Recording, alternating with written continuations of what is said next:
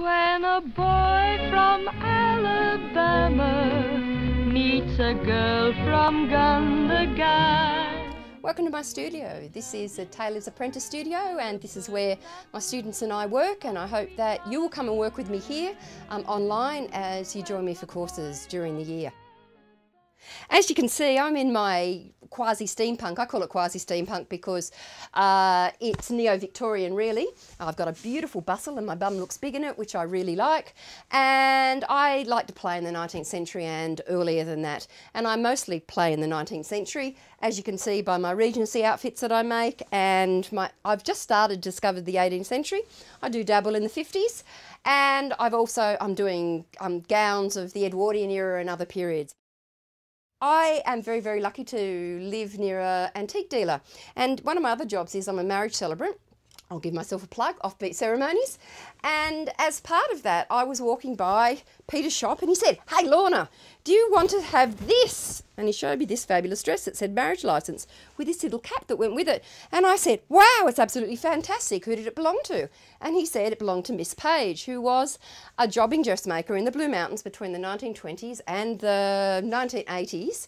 Probably a little bit earlier she stopped sewing, but she lived until the 90s and had a big long life, and she clothed and dressed women in the Blue Mountains. And like my mum, Edna, she dressed just the everyday woman who wanted to look good, and she ran a small business from her home and supported her dad. And he said, "Look, I've got a whole suitcase of clothes and patterns and letters that we can't use. Would you be interested in them?" And I said, "Thanks very much, I would love to." And he gave them to me, and from that I get a whole heap of, things from that time, and particularly from the 40s. She's got a very tragic life. During the 1940s, there were soldiers stationed to Singapore, and she met this guy, and he got caught up in Singapore and went on to the Thai-Burma Railway, which is probably anybody who knows history was a horrific place to be, and he survived. And she wrote him love letters the whole way during the Second World War.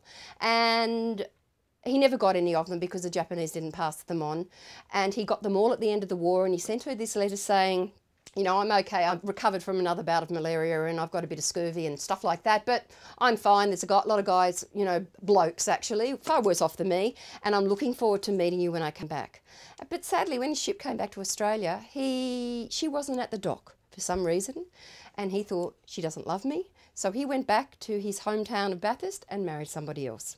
Well, that's the tale I know, as I know it, and she stayed single all her life and lived with her dad. And I think she needs to be remembered. And so because of her, I'm creating the Miss Page collection.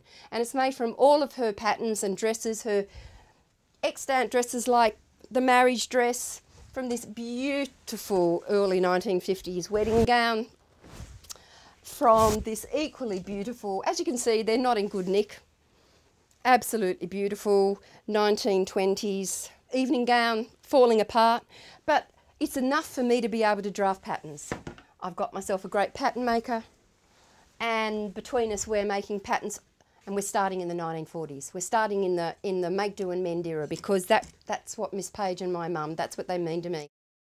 So what I'd like you to do is come and join me on these courses, and as part of the course you'll get a pattern, and you'll get the course, and you'll learn how to sew, and you'll learn techniques from a different era, and you'll be able to have a dress that looks like you bought it from a second-hand shop, in that it's made in the way that it would have been made in the 1940s. And you will also get an extra bonus by doing the courses with me of a set of how to vary that pattern in that true war make, do and mend.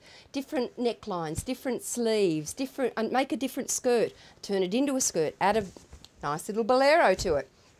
And all of this will be part of the course, and I'd really love you to join me on the journey and celebrate Miss Page and my mum Edna, and possibly your great-grandmother or Nana as well, and mum, and have fun and stitch up history with me and make your time traveller's wardrobe with me.